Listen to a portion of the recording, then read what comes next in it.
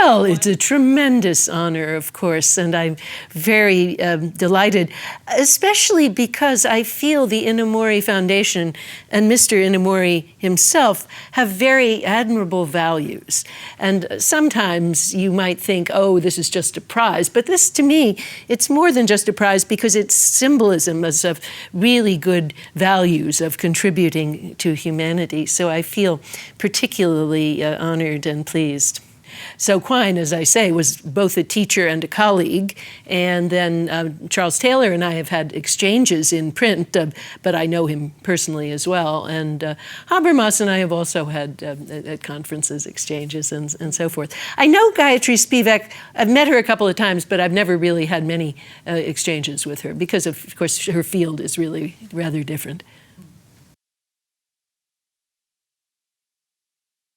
And I'm going to talk about his ideas of Rita no Kokoro. I think really the idea I have of how compassion leads you to help others is very much what he's talking about. And I think I'm going to add that I think it needs to be not just a personal effort, but it needs to be built into the fabric of laws and institutions. Even compassion, which can be very good and can help us do good things, can also be divisive because human beings are naturally very narrow creatures. And if we feel strong compassion for our friends and our family, that can actually turn us away from the issues of the larger society. Compassion that's uneven like that can actually be a hindrance. So I think that's why we need laws. In Victorian era in Britain, when they tried to run society by compassionate philanthropy, you know, they helped the people they liked and they didn't help the people that were different from them. And so that wasn't very good. And I think a good, just system of taxation and redistribution is much better than voluntary compassionate philanthropy. But of course, more generally, I think we do have to cultivate the rejection of emotions of blame and anger in favor of a turning toward the future with hope and with a kind of love that is like brotherly love that embraces everyone.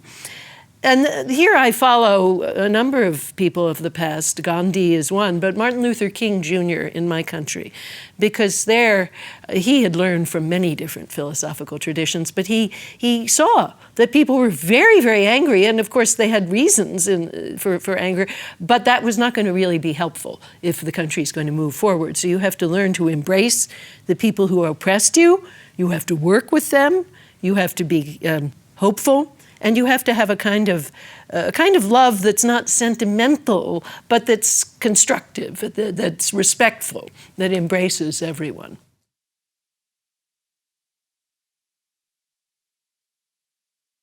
I would say find out what you really, really love and follow that with all your passion.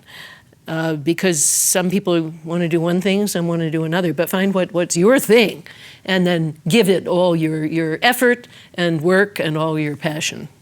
I would say that also, while you do your one thing, remember that you're also a citizen.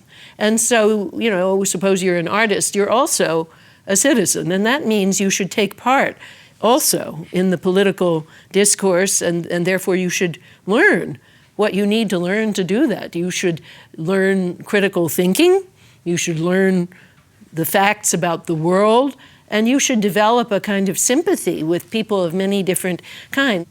We need to also work on being open to the ideas of people we disagree with. I deliberately teach with people, a right-wing faculty, because I want to show that we make progress only if we listen to the ideas of the other side. And those students who come together from the two sides have to listen to each other also. I think, you know, young people always have great hope and great resilience, and I do feel like it's good that they should have that because we need that energy. So this is why in my book, Not for Profit, I defend the liberal arts education model as important for everyone, no matter what path they're later going to follow in life.